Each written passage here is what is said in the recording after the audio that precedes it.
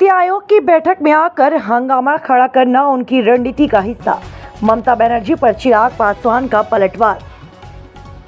नीति आयोग बैठक में माइक बंद करने के आरोप पर चिराग पासवान ने ममता बनर्जी को झूठा बताया। उन्होंने कहा कि सभी प्रमुख लोग उनकी बातें सुनने को तैयार थे, लेकिन ममता ने बिना बात सुने बैठक छोड़ दी। पासवान ने बजट में राज्यों के लिए आवंटन पर भी बात की। बता दें कि केंद्रीय मंत्री चिराग पासवान ने ममता बनर्जी की नीति आयोग की बैठक में लगाए आरोप को झूठा बताया है। पश्चिम बंगाल की सीएम ममता बनर्जी की नीति आयोग की बैठक में माइक बंद करने के आरोप पर केंद्रीय मंत्री चिराग पासवान ने जवाब दिया। पटना में मीडिया से बात करते हुए चिराग पासवान ने कहा कि ममता बनर्जी के आरोप सरासर गलत हैं। किसी भी बैठक में इस तरह के काम नहीं होते।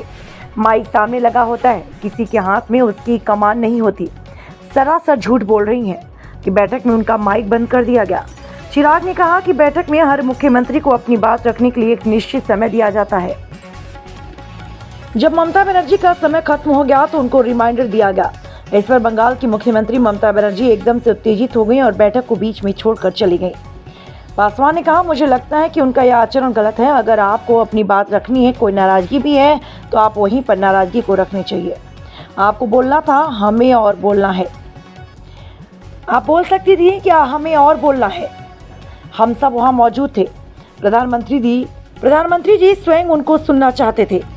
वित्त मंत्री स्वयं वहाँ पर मौजूद थे। वह भी चाहती थी कि ममता बनर्जी बजट को लेकर अपनी बातों को रखें, लेकिन जिस तरीके से उनका आचरण था, इससे ऐसा लगता है कि वह पहले से ही सोच समझ कर आई थी। उनकी रणनीति का हिस्सा था कि वह बैठक में आएंगी और हंगामा खड़ा करेंगी। नीति आयोग की बैठक का 4 मुख्यमंत्रियों और कांग्रेस ने विरोध किया था। इस पर पासवान ने कहा, अगर किसी भी राज्य को लगता है कि उनके साथ अन्याय हुआ है तो नीति आयोग की बैठक ही वह मंच है जहां वे प्रधानमंत्री के सामने अपनी शिकायतें रख सकते हैं।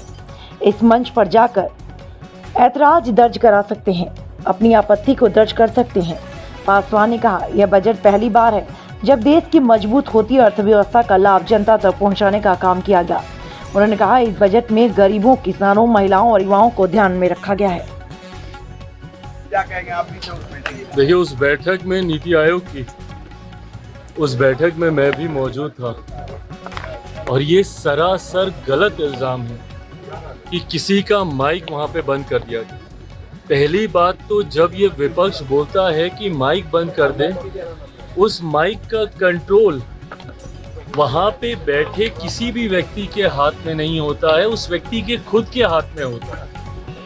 ना लोकसभा में, ना राज्यसभा में, ना ऐसी किसी बैठकों में।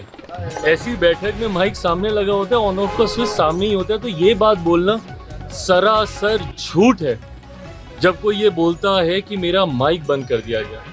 हाँ, हर मुख्यमंत्री को, क्योंकि समय की बाध्यता थी, ओपन एंडेड अगर डिस्कशन को रखा जाता तो संभवतः हफ्तों तक ये बैठक ही चलती रहती। ऐसे में हर मुख्यमंत्री से ये विनम्रता पूर्वक आग्रह किया गया था कि अपनी बातों को संक्षेप में एक तय समय सीमा के भीतर रखा जाए। जब वो समय सीमा पूरी हुई, सिर्फ एक रिमाइंडर के तौर पर उनको ज़रूर, जैसे तमाम मुख्यमंत्री को दोबारा से नोटिफाई किया गया कि भाई आपका समय समाप्त हो रहा है, इस तरीके से। बट उसके बाद जिस तरीके से बंगाल की मुख्यमंत्री ममता बनर्जी जी एकदम से उत्तेजित होकर उस बैठक को बीच में ही छोड़कर चली गई, मुझे लगता है ये आचरण गलत है। अगर आपको अपनी बात को रखना भी है, कोई नाराज़गी भी है, तो वहीं पे रखती ना, बोलती कि अभी मुझे और बोलना है, मुझे और कहना है। हम सब वहाँ पर मौजूद थे। प्रधानमंत्री जी स्वयं उनको सुनना चाहते थे। वित्त मंत्री जी स्वयं वहाँ पे मौजूद थी, वो भी चाहती थी कि भैया क्या बजट को लेकर वो अपनी बातों को रख रही।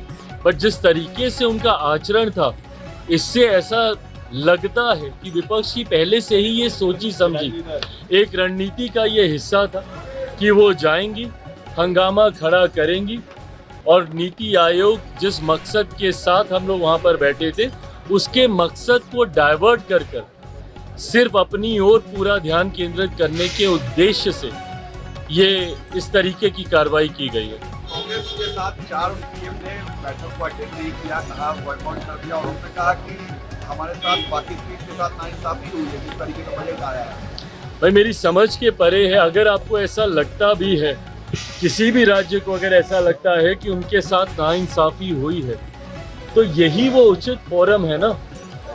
नीति आयोग की बैठक ही वो मंच है जहां पर जाकर आप प्रधानमंत्री जी के समक्ष अपनी शिकायतों को आप रख सकते थे। इस मंच पर जाकर अपना ऐतराज आप दर्ज करा सकते थे, अपनी आपत्ति आप दर्ज करा सकते थे। और जो लोग ये बोलते हैं कि हम लोग के साथ भेदभाव हुआ, पहली बार देश में एक ऐसा बजट एक लंबे समय के बाद देखने को मिला जिसने पिछले 10 सालों में देश की मजबूत होती अर्थव्यवस्था का लाभ जनता को पहुंचाने का काम किया। इसमें जहां प्रमुखता से देश के गरीबों का जिक्र किया गया, अन्नदाता का जिक्र किया गया, नारी शक्ति का जिक्र किया गया, युवा शक्ति का इसमें जिक्र किया गया। ये ऐसे सेक्टर्स हैं जिसमें प्रमुखता से उनको लाभ पहुंचाने के लिए योजनाओं की और राशि की घोषणा की गई। जो राज्य कहते हैं कि उनके साथ अनदेखी हुई, क्या उनके राज्य में गरीब नहीं है? क्या उनके राज्य में महिलाएं नहीं हैं? क्या उनके राज्य में किसान नहीं हैं? क्या उनके राज्य में गरीब वर्ग से आने वाले युवा हो, महिलाएं हो, किसान हो, क्या ये लोग नहीं हैं? तो सिर्फ राजनीतिक हंगामा करने के लिए उनमें दावे के साथ कहते हैं कि भाई ये लोग पिछले बजट भी निकाल कर दिखाएं कि किस किस राज्य को कितना कितना आवंटन किया गया है जब सरकार कांग्रेस के नेतृत्व में चल रही थी। यूपीए की सरकार हो या उसके पहले की सरकार हो, कितने राज्यों का जिक्र किया गया। और मुझे ताज्जुब तो सबसे ज्यादा राजद और कांग्रेस पर होता है। क्या राजद को खुशी नहीं होनी चाहिए कि भैया बिहार को एक बड़ी राशि आवंटित की गई है, इंफ्रास्ट्रक्चर डेवलपमेंट को लेकर हो, यहाँ पर सड़क को लेकर हो, पुल के निर्माण को लेकर हो। बिहार की सबसे बड़ी समस्या बाढ़, जिसका जिक्र हमेशा मैंने बिहार फर्स्ट, बिहारी फर्स्ट के माध्यम से मैंने किया। उस बाढ़ को लेकर लगभग 11,000 करोड़ की राशि अलग से आवंटित की जाती है। ऊर्जा को लेकर अलग से राशि आवंटित की जाती है। इंफ्रास्ट्रक्चर को लेकर राज्य में अलग से राशि आवंटित की जाती है। तो भैया अगर बिहार जैसा राज्य, जिसके लिए लंबे समय से हम लोग भी मांग करते थे भैया कि बिहार को विशेष राज्य का दर्जा मिलना चाहिए, बट स्पेशल कैटेगरी स्टेटस जब तक नहीं मिलता है, ये मांग भी हम लोग की थी कि बिहार को एक स्पेशल पैकेज मिलना चाहिए। आज मैं धन्यवाद करूंगा माननीय वित्त मंत्री जी का, और विशेष तौर पर मैं धन्यवाद करूंगा मेरे प्रधानमंत्री आदरणीय नरेंद्र मोदी जी का। मैं अपनी तरफ से, अपनी पार्टी लोक जनशक्ति पार्टी रामविलास की तरफ से प्रधानमंत्री जी और वित्त मंत्री जी का धन्यवाद करूंगा कि एक लंबे समय से जो बिहार और बिहारियों की मांग थी, उस मांग को सुना गया है, उस मांग को पूरा किया गया है। अगर इस पर भी अगर राजद और कांग्रेस को अगर ऐतराज है तो ये वही लोग हैं जो कतई बिहार का विकास नहीं चाहते। भैया मुझे नहीं पता, बट अपनी जिम्मेदारियों का एहसास हर किसी को होना चाहिए। महत्वपूर्ण सत्र है और हर सत्र महत्वपूर्ण होता है। ऐसे में विपक्ष के नेता की भूमिका और ज्यादा महत्वपूर्ण हो जाती है। आप कोई साधारण विधायक नहीं ना है, आप एक संवैधानिक पद पर हैं और आपके पद की गंभीरता बढ़ती है जब आप विपक्ष के नेता की भूमिका में होते हैं। ऐसे में उसको गंभीरता से लेना जरूरी है। मुझे नहीं पता कि वो क्यों विधानसभा से गायब थे, पर कारण जो भी हो इसको भी उतना ही महत्व देना चाहिए। एक सवाल है कि कांग्रेस की विधायिका है, उन्होंने सवाल खड़ा किया कि रामगढ़ में बिहार के लोग मुखिया क्यों बनते हैं? डेमोग्राफी चेंज में सवाल है। क्या चीज? रामगढ़ में बिहार के लोग आकर मुखिया क्यों बनते हैं? बिहार, वहाँ पे रामगढ़ में बिहार के लोग मुखिया क्यों बनते हैं?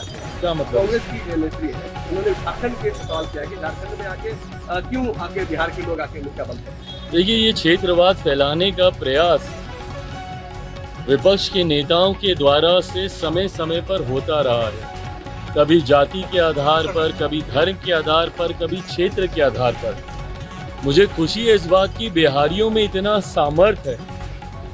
आप सबसे बड़े पदों से लेकर एक मजदूर की श्रेणी में भी आप देखिएगा तो देश के हर राज्य में एक महत्वपूर्ण भूमिका बिहारी निभाते हैं। आप बड़े बड़े बिजनेस हाउसेज में चले जाइए, वहाँ पर आपको बिहारी मिलेंगे। बड़े बड़े मीडिया हाउसेज में आप चले जाइए, बड़े बड़े पदों पर वहाँ पर आपको बिहारी मिलेंगे। कहने की ज़रूरत नहीं है, सबसे ज़्यादा IAS IPS ऑफिसर्स हमारे बिहार से आते हैं। बड़े बड़े अधिकारियों के पद पर विभिन्न राज्यों में कल नीति आयोग की बैठक में हम मौजूद, वहाँ पर भी कई ऐसे बड़े अधिकारी जो विभिन्न राज्यों में बड़े पद पर हैं, उन्होंने भी आकर जब अपना परिचय दिया तो उन्होंने बताया कि वो भी बिहार से हैं। और वहीं एक ऐसा बड़ा तबका भी बिहारियों का है जो विभिन्न राज्यों में जाकर मजदूरी का काम करते हैं और उस राज्य की अर्थव्यवस्था को गति देने का काम करते हैं। ऐसे में मुझे गर्व होता है एक बिहारी होने के नाते कि बिहारी इतने सक्षम हैं जो आज देश के अलग अलग कोने में भी अपना झंडा बुलंदी से वो फहराने का काम कर। पर जो लोग ऐसी टिप्पणी करते हैं वो लोग सिर्फ क्षेत्रवाद के आधार पर बांटने की साजिश करते हैं। मैं मानता हूँ भारत सिर्फ भारतीयों का है और भारतीयों को ये संवैधानिक अधिकार है कि देश के किसी भी कोने में जाकर वो कार्य कर सकते हैं। धन्यवाद।